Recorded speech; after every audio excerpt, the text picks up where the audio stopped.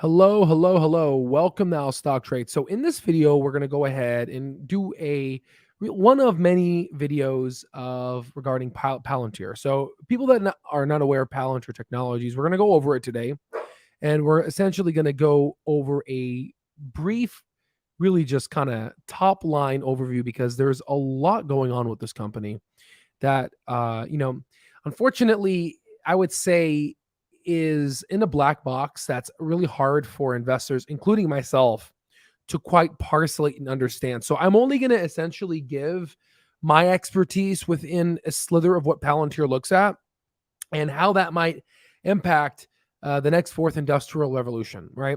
So I'm not going to sit here and talk about how, I know exactly the in and outs of Palantir. Whoever tells you that is full of shit, right? So let's give you a little bit of background about myself. So I'm in the healthcare field. I'm going to become a physician. I'm highly interested in neuroscience and the emphasis of neurosurgical outcomes and biomarkers and genotyping, right? In terms of basically finding biomarkers that are prognostic for outcomes in disease pathology, okay? So what does that have to do with Palantir, right? So when I was at Mayo, we have a lot of guest lecturers come, and there was one guy from Pennsylvania. And it's funny because I was listening, taking notes, and you know how in the end of the meeting, it's like, okay, I'm getting a little tired. Maybe sip on my coffee. And then he started talking about data sets and how there's a lot of private companies now, not private, but like public, companies that are for-profit companies. Because remember, physicians in the university settings tend to not go to there first in terms of making profits. They essentially go in, and he was talking about how biomarkers are going to be basically used in the healthcare setting to where we'll be able to track disease pathologies and search through a list of biomarkers that are prognostic for different disease outcomes. And then Palantir is basically already looking at that. So if people don't know, Palantir just basically attended the JP Morgan healthcare conference. I definitely need to essentially go in and investigate that to look into it. But I'm definitely bullish on the company for that reason, because what's going to end up happening is, excuse my dog here on the background. Give me a moment. Michelle, can you please go ahead and actually, you know what? Wait, can you, yeah. Un momento. We just got a new puppy. So definitely it's been hard. So overall, sorry about that. Nice little puppy, little view there. Overall, in regards to Palantir, there is going to be a place for it in the future. It just so happens right now, it's essentially the AI within Palantir, at least from the healthcare field, it's being trained. There's a lot of information being fed right now inside of Palantir. And if Palantir can design something as simple, when I'm making a joke, as simple as chat GTP or GDP, whatever it's called, you can see how impressive that is, and you can see how impressive AI is. So overall, let's go ahead and open up our screen here. Okay. And let's go ahead and just overview, just a nice quick overview, guys, of something that we're just going to go over here. So we're going to look at the bio, and we're just going to read off of this really quickly for people that don't know what Palantir is. If you don't know who I am, you can visit alstocktrades.com, and you can also go ahead and look at our main website to see what we do. Okay, so Palantir Technology provides organizations with solutions to manage large data sets in terms of an attempt to gain insight and drive operational outcomes. So it was founded in 2003, and it released its Gotham software platform in 2008. Now, for people who don't know, well, it says here, Gotham basically focused on the government intelligence and defense sector. Then they wanted to essentially expand into the commercial markets. And they went ahead and established this thing called the Foundry software platform in 2016. And if you haven't read, there's a good book by Peter Thiel, 0 to 1. He talks about how, this is his second best investment. And, I'm definitely very intrigued by how this gentleman thinks in terms of the power law. And if you follow his book, I definitely recommend reading it. But overall, they left Silicon Valley. They're in Denver. And right now, the battle is between commercial and government. And government's basically feeding them, and commercial is basically getting tapped, essentially trying to get tapped into. So what are kind of my scenarios of the company? I'm going to show you a lot of data right now. Again, this is more for serious investors. So for people that are going to stick around, they're going to see kind of a pretty cool things of data sets here. Just one moment, please.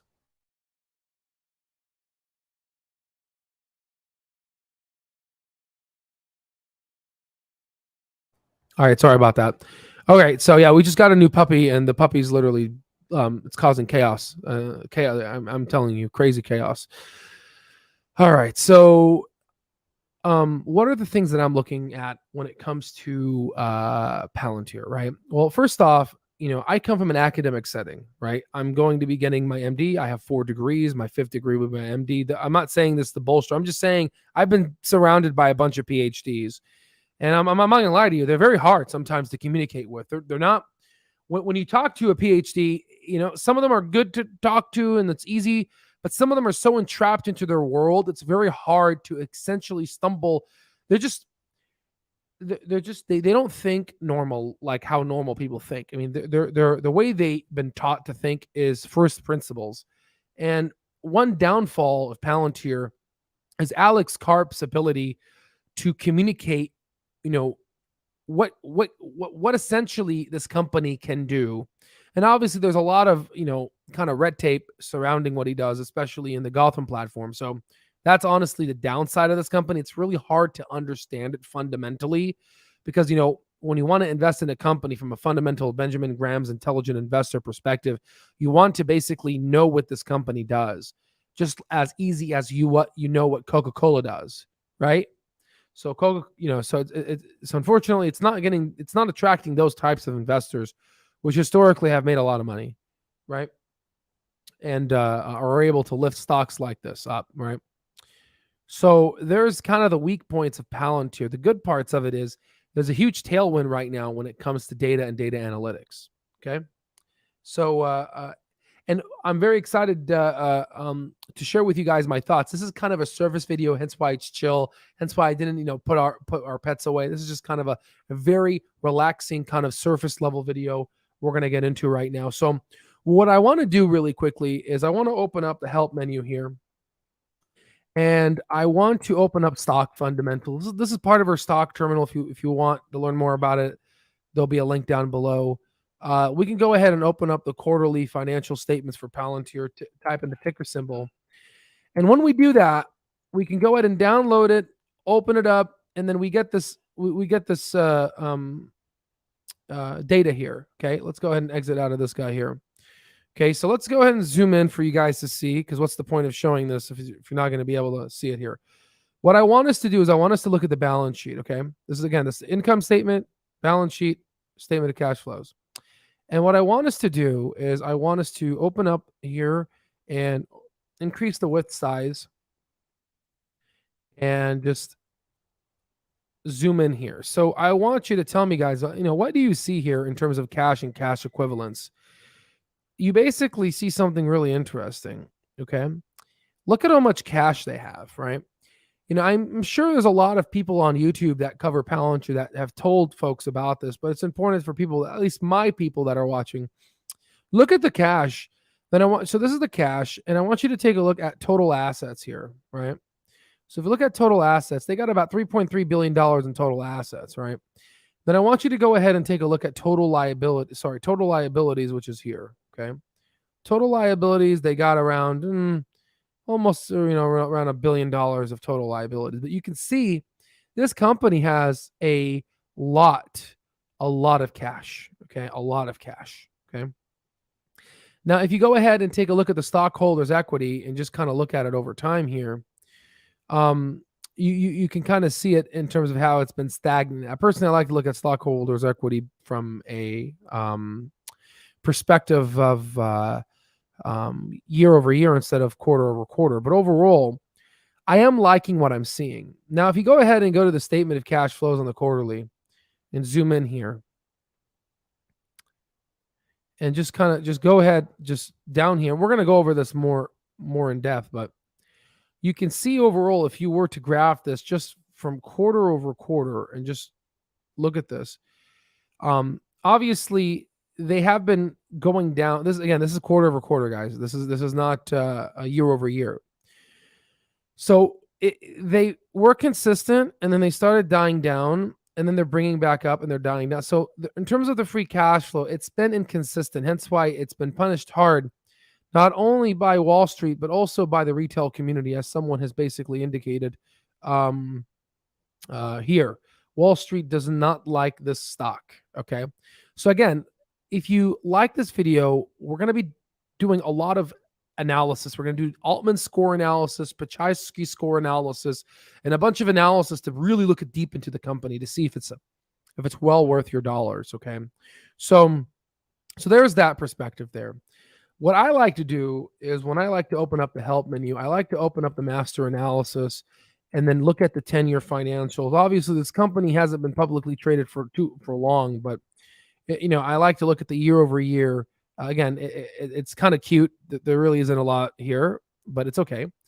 So here's the revenue, okay? And if you look at revenue and turn that into dollar bills, you can see the revenue, and this is from 2018 to 2021. If you look at the revenue has been increasing. So that's something that I'm looking at. They are growing from the top line, but right now Wall Street doesn't care about top line growth. They care more about bottom line growth, which is net income. So if you go ahead and graph the net income here, you can see that, let's kind of change the colors here so a little bit more visual. You can see that the revenue is not really translating into net income. And if you were to do a trend line analysis here and just kind of switch it to a red trend line here, we are still above, the line is still above the red here, but definitely during this time point, I believe is when the stock fell heavily, is when they really did bad on the net income side. But overall, they're still unprofitable, right? So that's something that investors are looking forward to, right? Now, if you look at free cash flow is another story. And I actually really like the company because I do believe it is going to be a free cash flow generating machine in the future. I do believe that. So if you look at the free cash flow is obviously up. It has been trickling down. We'll go into the specifics later. Again, we can't just talk about everything in one video, then we lose people and there's no goal. Hence why a lot of folks are not successful in the world. They try to do everything and then they just stumble and fall and they blame people. So, we got to kind of be directed with how we approach this company and kind of go deeper and deeper as we head towards it. But as you can see, the free cash flow, in terms of you add a trend line, you can see that the free cash flow is about to drop under the red trend line assessment. Think of this kind of like a simple moving average, but for fundamentals, right? So unfortunately, this is not something that investors are looking forward to from that regards. Another thing that we got to look at is the shares. And I'm going to explain to you kind of why Alex Karp has been doing this. But if you look at the shares, and this is information that a lot of folks know, but just in case kind of my people here, because we haven't really talked about the stock much.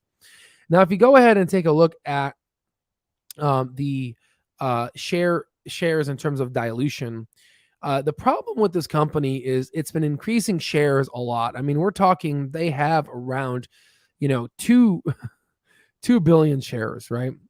And this gets into a stickiness because when you do an intrinsic value calculation and when you find the price target of the company, the more you have to share it with folks, the less you get. So think of it, you're at a party and someone brings in a beautiful slice of pizza, the most beautifulest slice you've ever seen, where the cheese literally melts. And you don't care if it gives you cholesterol because life is very short, right?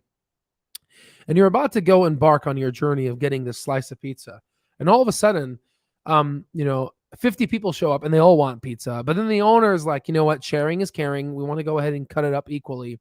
Well, now what happened to your slice? What happened to your slice, right? So that's essentially what happens when you dilute the company. Now, there's a reason why they're diluting it. Google, Meta, Facebook to Meta, Apple, Tesla, a lot of the tech companies right now are hurting, and they're hurting because of the Federal Reserve increasing interest rates. I don't have to tell you guys, you've been following along, but just folks that are, not in the loop here. there's a lot of developers now that are leaving and are being fired, and the government's trying to get them because there's a lot of value they have.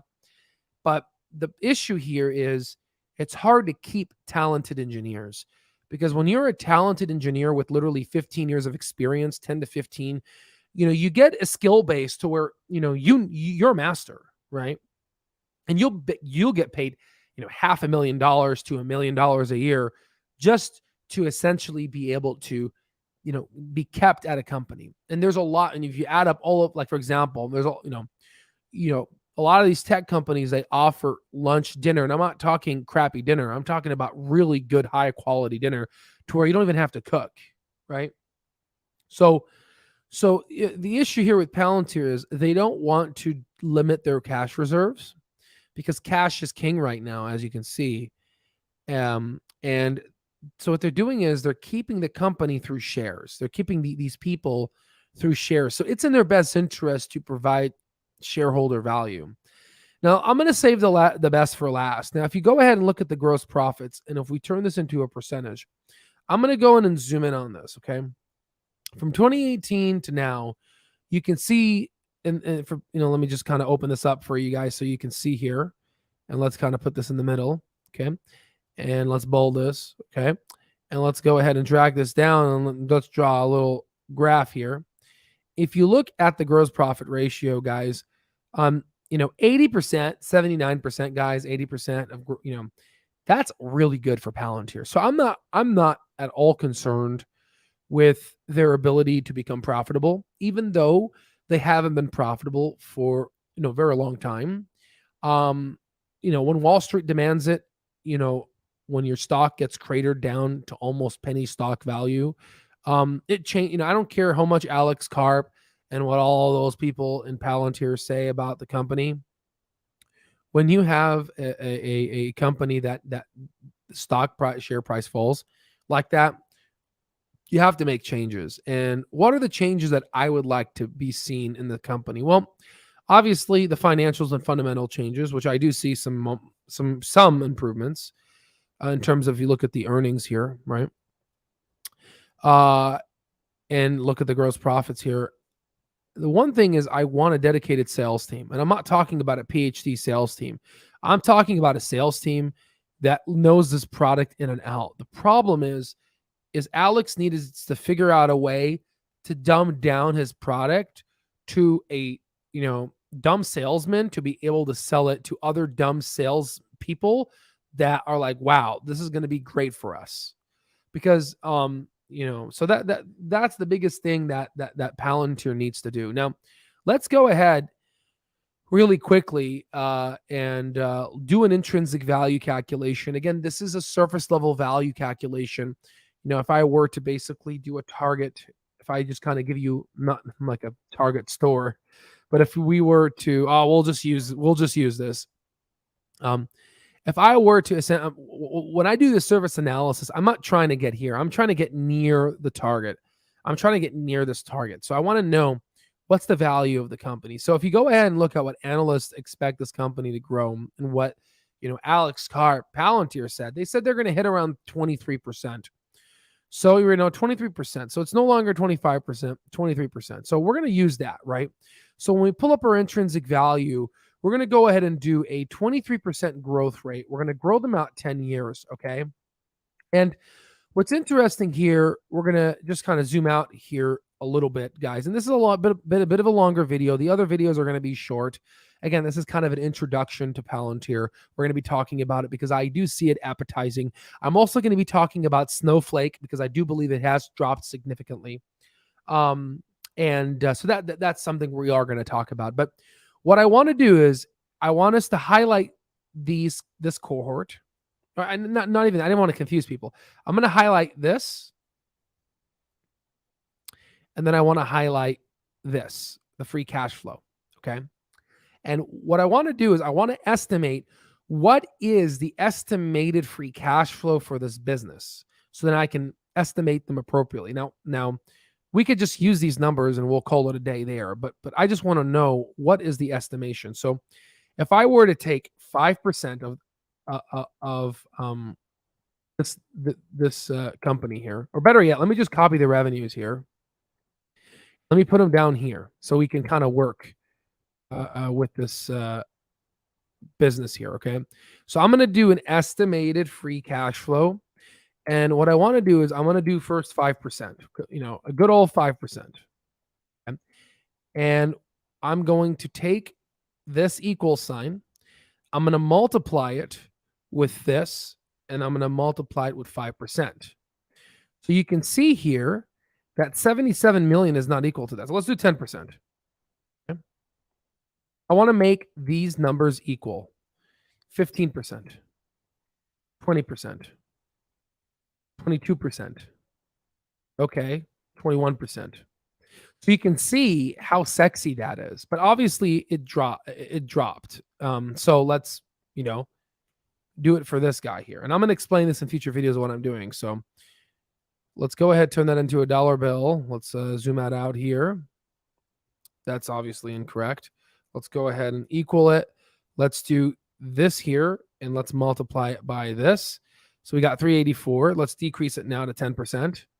So around 10%. So they've dropped to 10% of free cash flow.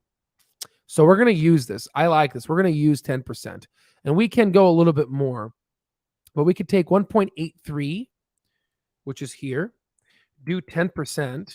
And by equaling that, we can go in and multiply that out. Let me just go ahead and do this here. If we multiply this out, we get 183 million, which is not a surprise. It's around that. Okay. Reason why I'm going to do this is first I'm going to do 5%. Let's assume that Palantir, goes to hell and they have a struggle with this recession. And let's drop this down to 5%. So let's do a free cash flow of 91.5 million. I'm just going to do a surface analysis, and this is like, I would say the most this is a bearish case. I'm going to go ahead and take the shares. They have around 2 billion shares, so 2073. We're going to put 2073. When you do that, this is the stock price that you get. Now, this is worst case scenario. This is like pretty much there's a big recession happening, and Tesla's dropping. This is this is what Elon Musk said today. If you go on my Twitter here, and if we go to Al Stock Trades to our Twitter, I just retweeted this. Elon Musk has said, I think 2023 is going to be quite a serious recession. It's going to be, in my opinion, comparable to 2009. So equivocally, this is kind of like in my back of my mind, I'm like, okay, we could get to this. A recession, 68%. But I would say the recession will be 2.58, $2.58. But that's not what they're at right now. That's not reality for Palantir. So we're going to use reality. We're going to give 3, 2, 1. We don't have to, it doesn't matter what year you put it in. 3, 2, 1 in terms of $320 million in cash flow. Again, these numbers aren't millions. And then 197. As soon as I do that, this is the price target that I get for Palantir. And you can see how accurate, because I've been doing this for about 10 years and it took me forever to design this beautiful projection, but we're projecting, most folks just project one intrinsic value calculation forward. We project 4. Okay, so we project 10 years from 2022 to 2023. Okay, and then we discount back at a 10, 15 to 20, even 25% discount rate using a 2 to 3% perpetuity model.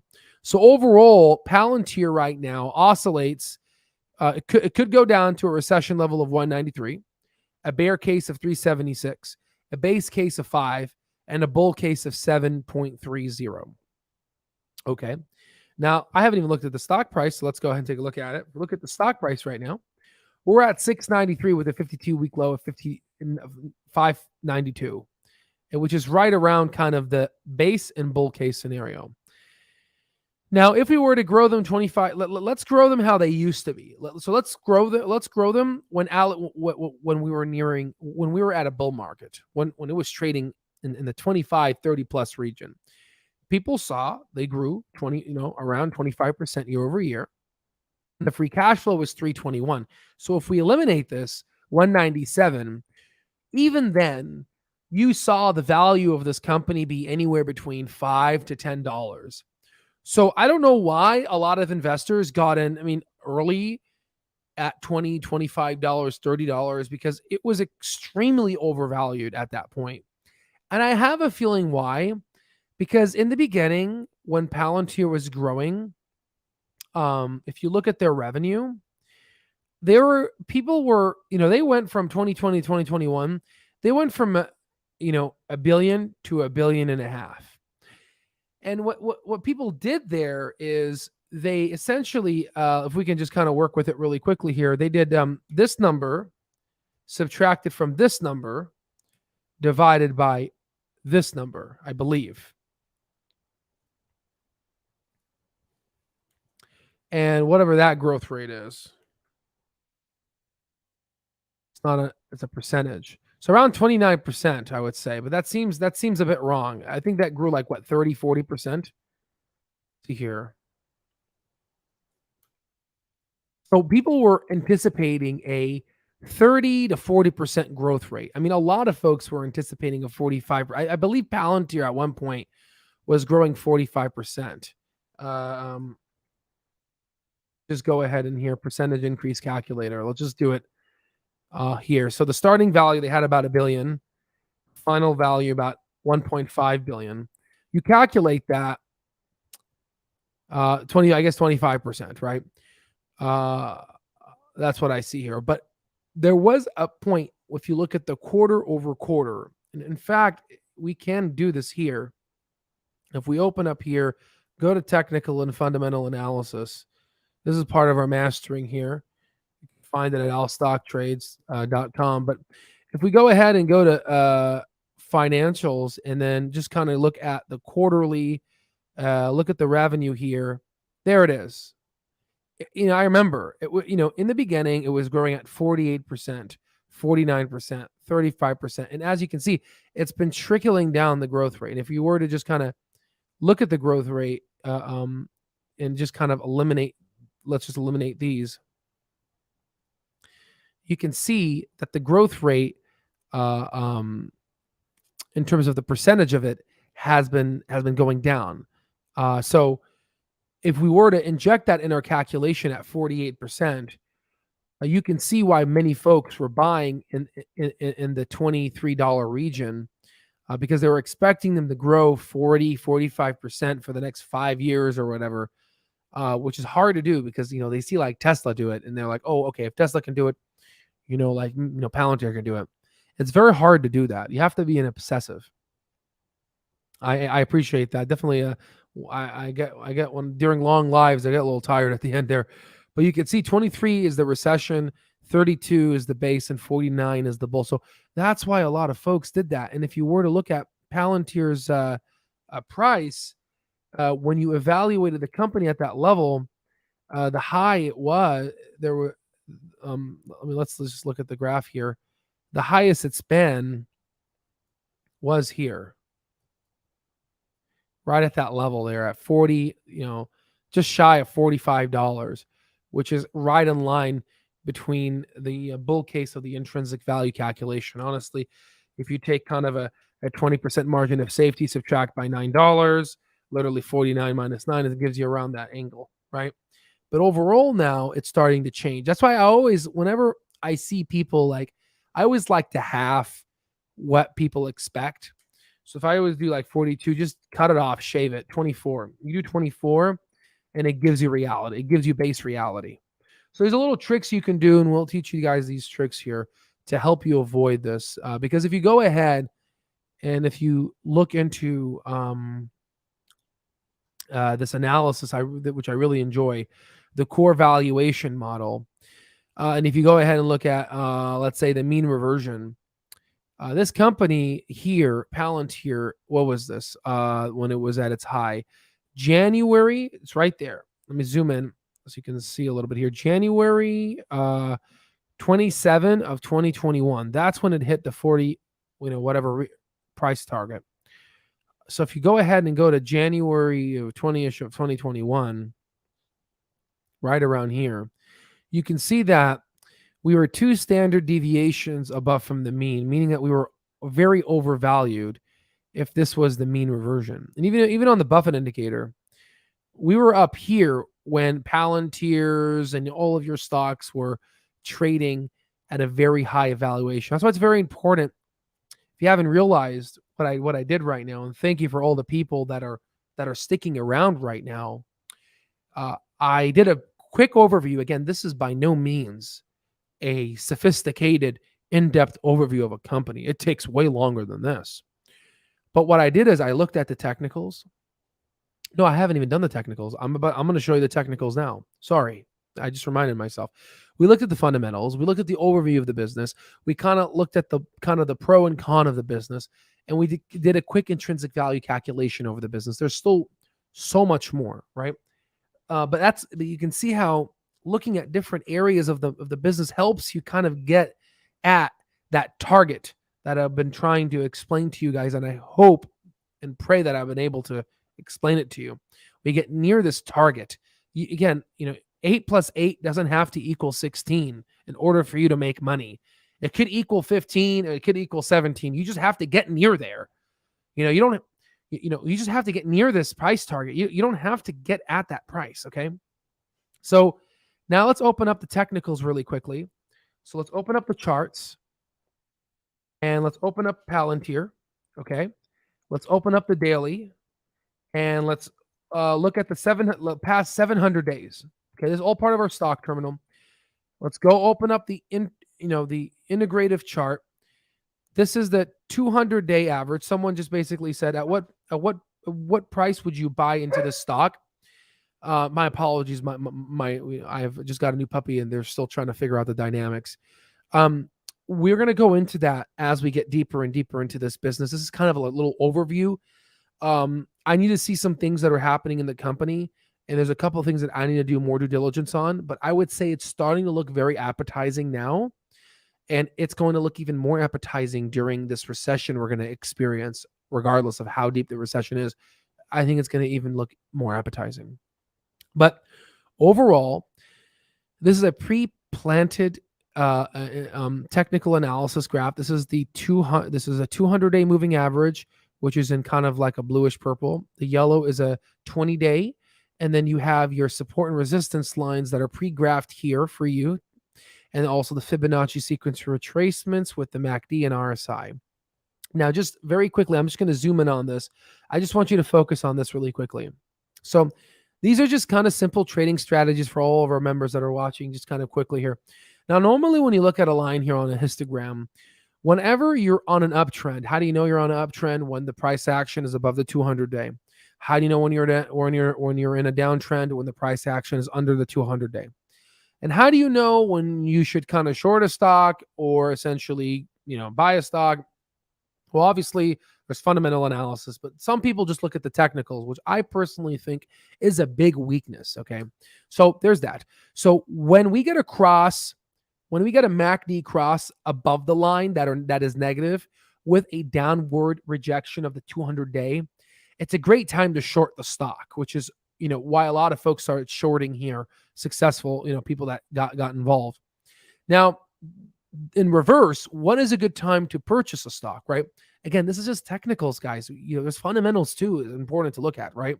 Because if there's no business, then there is no purpose for it to be traded, okay, on the market, right? It's the New York Stock Exchange or NASDAQ, okay? So when we get below the histogram, like here, you're in the negative region, the only time really a lot of investors go in is when we basically cross the 200-day, which is this line here, right? This line here is when you get a cross here, and when you get a cross on the MACD, when you're below the histogram, below the average, right?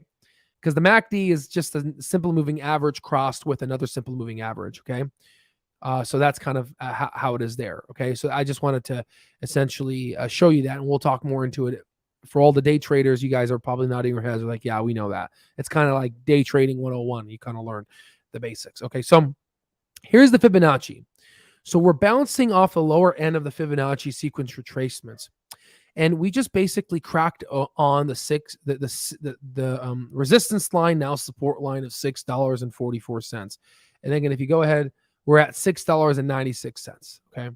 Now, overall, a lot of stocks have moved up. Palantir, a bit slower. Remind you, it is a higher market cap company, $14 billion company. Okay. So here are all the resistance lines that Palantir needs to traverse. Here are the Fibonacci sequence retracements. Now, I would say, the price action has a bit of a ways to get to the 200-day. But the way the 200-day move works is every day you have another day added to the 200-day. The last part of the 200-day gets removed, which is typically a higher price target based off of the downward trajectory in price action. So that means the 200-day is going to continuously start falling, which will, once that happens, we're going to formulate a stage one schema when it comes to the technicals. And let me just explain to you what the hell I'm talking about, because that's very important. So if you go ahead and look at stage analysis, this is from a very successful book that a lot of traders look at. Whenever you're below, again, this is a 30-week MA. 30-week is just another word of saying 200-day moving average. We call it day now. Back in the 90s, they used to call it 30-week. Okay. Now, when you're under the I'm going to call it 200-day, right? Because my data is 200-day. When the price action starts slipping below the 200-day, ladies and gentlemen, this is called bear market rallies. Okay. And a lot of folks are waiting for that 200-day to basically go down. And once it goes down, they're waiting for that price action to move up the 200-day, fall to formulate a new level of support, not just yet, go up one more time to have a secondary support, and then take the price action above the 200-day moving average and ride that off, along obviously with the fundamentals. Now, a lot of fundamentals investors are like, I don't care about this technical analysis. All I know is my intrinsic value company says the company is worth here, and it's there. And that's all I care about. So we're going to go a little bit more into the intrinsic. I'm just going to make another video that's just going to be like intrinsic value calculation. And then we're going to just kind of cut this video up and go more in depth. My apologies for this long video, but what do you expect from a complicated company? It's a black box company. Let me go ahead and go over the comments, and then we'll conclude these lives. My apologies for how long this is. I really tried my best to. There's a lot of information here. We went over everything on the surface level. Okay. I'm doing really good. I'm from Tucson, Arizona. February is the next earnings report. Do you think it'll be a bad report? A lot of Wall Street is thinking about. Let me kind of move this so we can have a conversation here. Let me just kind of decrease the desk here so you can see me a little bit over the comment. It's very scary, guys. It's very scary when it comes to the earnings report that a lot of people are thinking. Because if you go ahead and go over here and just type in Apple, I always like to look at Apple because kind of Apple, everyone holds Apple, right? Apple's kind of like an index fund, honestly, right? So it's not an index fund, but it's like an index fund. You can see if you look at what analysts are thinking. Analysts are thinking the sales growth in terms of the current year. It's going to drop down to 2.4%. And the next year, it's going to go up 5.7% for the sales growth. So a lot of analysts are expecting, again, this is for Apple. A lot of analysts are expecting that Apple, is going to get hurt. If you go to Google, look up analyst, you can see, here's the current year of 2022. Look at 2023. Again, it's dropping, and analysts are predicting that they might drop. Look at Meta. Look at analysis. Look at this here. They're expecting 2022 to drop 5% in revenue. Where's the sorry? My apologies. 1.6, but 2023 they're expecting Meta to grow. Meta's a different story. They've been hit really hard. Okay, but one thing I just reminded myself of doing, if you want to look up, so if you open up the help menu, unfortunately, tip ranks cost $30 a month. We provide it essentially for our members. It's included within everything that we offer. If we go ahead and go to price target, and if we go to price target consensus and we look at Palantir, we can see that the price target consensus of Palantir is a target high of $20, our target low of 4.5, and a target consensus of $10 with a median of 8. Okay. And if we go ahead and take a look at kind of the overall price targets of Palantir. Sorry, I typed in the wrong ticker. PLTR. Let's delete that. Overall, if you look at that, here's a stock price, and you can see that analysts are just stupid. They just follow the stock price, and sometimes they lie. So whenever the stock price goes down, their price targets go down with the stock price. So it's always important to just do your own due diligence, right? So you really can't trust analysts. But yes, so that's my there. So let's go ahead and yeah, a stock split. Many investors don't like them, but definitely would help change the value of in terms of how the company is looked at. But I think it forces them to work harder to build that sales team. Yeah, exactly. Yeah, and we can look at the partnerships. We have access to all the government contracts and whatnot. At what price would? Okay, great. Hey, I appreciate it. Definitely appreciate you guys tuning in here. Just to share with you guys a little bit about who I am. If you go to alstocktrades.com, there's a little bit of little blurb. There's a little video here you can click on, but that's just for what we offer. But if you go down here, we have been featured on Bloomberg, Yahoo Finance, NASDAQ, Benzinga, Yahoo Money. But here's a little bit about me. I am gonna. I have a really unique story. I started from the bottom, built nonprofits, president of nonprofits, was Tucson's and Arizona's 40 under 40 most influential, and did a lot of great things, but unfortunately realized that the poor keep getting poorer and the rich keep getting richer. So at a young age, I studied a bunch of billionaires and just started to realize how they think, how they operate, and we built our platform to reflect that. Yeah, just a little bit more about me if you guys want to know.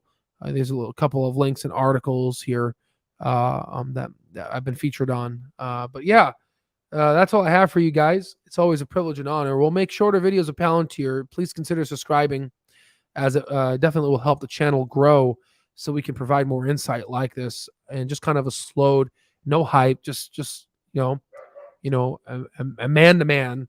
I don't know if you heard that. My dog is literally fighting. My older dog is fighting with the newer male dog that we have, and they're having a bit of a kind of a argument.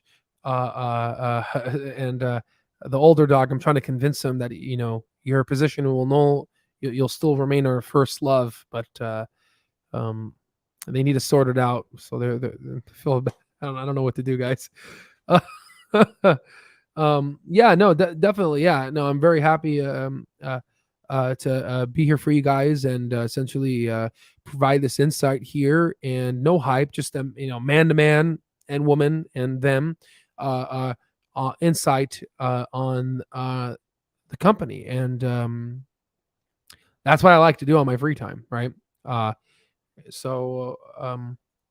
we'll just close it off with this platform, this comment, and we'll sign off here. And also try visiting his channel too. I just did an interview with him. Very, very nice gentleman. Palantir has a bright future, but it will take time for them to hit profitability. Carp said 2025, exactly. So there is time to build a position, in my opinion, exactly. And that's kind of where fundamentals kind of play into play. It's like, fundamentally, 2025 doesn't matter. I'll buy it now. I don't need the money. I'm not retiring anytime soon.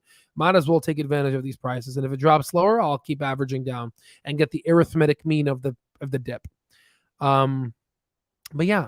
We'll do a sentimental analysis to look at what people are thinking, and we'll do more in depth. But yeah, as you guys can see, I enjoy doing this. I really have a great time helping retail investors and just hearing from you guys too, because it's all a learning experience for all of us. And the internet's beautiful, and Wall Street definitely doesn't like it because it allows us to communicate. But unfortunately, it can get messy and emotional. So just make sure you remove emotions out of investing. All right, guys, be safe, and I'll see you on the next one.